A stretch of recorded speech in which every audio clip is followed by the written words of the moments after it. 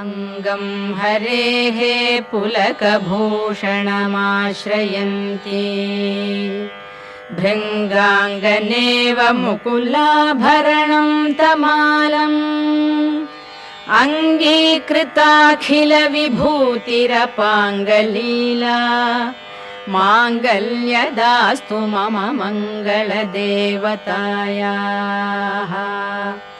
मुग्धा मुहुर्विदधती वदने मुरारेः